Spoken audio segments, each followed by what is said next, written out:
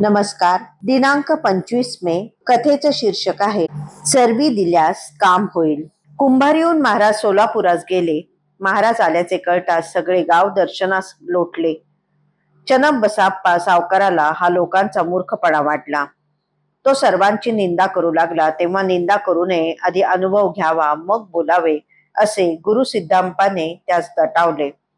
चन्नबसप्पा महाराजांच्या दर्शनास आला तेव्हा त्यास साक्षात शिवशंकराचे दर्शन घडले. तो महाराजांचा भक्त झाला. त्याने जे शिवलिंग अर्पण केले ते महाराजांनी बुधवार पेठेतील मठात स्थापन केले. पुढे स्वामी कृपेने त्यास मुलगा झाला. महाराजांच्या आज्ञेने त्याने त्याचे नाव मल्लिकार्जुन ठेवले. 40 घागरी पाणी मावेल एवढा मोठा हंडा त्याने अर्पण केला. आपले आराध्य दैवत कोणतेही असो, त्याची एकांतिक भक्ती करणे म्हणजे इतर देवांचा दुश्वास करणे नव्हे. आपण आपले सर्वस्व अर्पून जीवे भावे त्या आराध्य दैवताची समरस होणे एवढाच याचा अर्थ असतो. आपले आराध्य दैवत आणि इतर देवते ही आई मावशी सारखीच असतात. त्यामुळे कोणाचाही दुश्वास करून निंदा करणे इष्ट नसते. खरे तर निर्गुणात सारेच एक असते. त्यात माझे तुझे आप पर असा दुजा भाव नसतोच. या निर्गुणापुढे आपण सारे इतके शूद्र आहोत की त्याला समग्रपणे आपण पाहूच शकत नाही. चंद्र एक असतो, पण जिथे तिथे पाणी साचते तिथे तिथे त्याची प्रतिबिंबे तयार होऊन तो अनेकपणाने भासतो. निर्गुणाचे तसेच असते. अंश रूपाने तो प्रत्येकात असल्याने व्यक्तिगणिक त्याचा आविष्कार वेगळा भासला तरी तो खरा एकटेपणानेच असतो.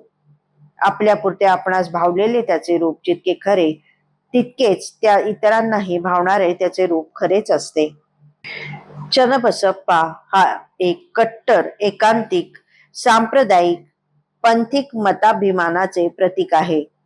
गुरु सिद्धप्पा हा उदार मतवादी आहे.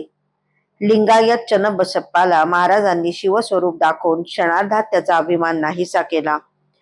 पूर्वग्रह दोषाने देव, धर्म आणि ग्रंथ याचा विचार करू नये. चन्नबसप्पाचा पूर्वग्रह नाहीसा होताच तो महाराजांचा एकनिष्ठ भक्त झाला. त्याने अर्पण केलेले शिवलिंग महाराजांनी चोळाप्पा मठात स्थापन केले. मुलगा व्हावा ही त्याची इच्छा व्यावहारिक दृष्ट्या श्री स्वामी कृपेने फलद्रूप झाली. महाराजांनी त्यास चरबी दिल्यास काम होईल असे सूचकपणे सांगितले. याचा अर्थ 10 प्राण अधिक 10 इंद्रिये अधिक 10 विषय अधिक 4 अंतःकरणे अधिक त्या अंतःकरणाचे विषय अधिक मूळ स्फूर्तिरूप वासना आणि जीव असा 40 समुदाय असलेला हा देहरूप हंडा अर्पण करावयास सांगितले. त्याचा थोडक्यात अर्थ तन मन देवाला वाहणे असा होतो.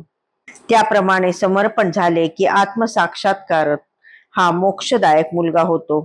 त्याप्रमाणे आत्मसाक्षात्कार होताच चन्नबसप्पाने त्या अनुभवालाच मल्लिकार्जुन असे शिवस्वरूपाचे नाव दिले आणि तो कृतार्थ झाला. धन्यवाद.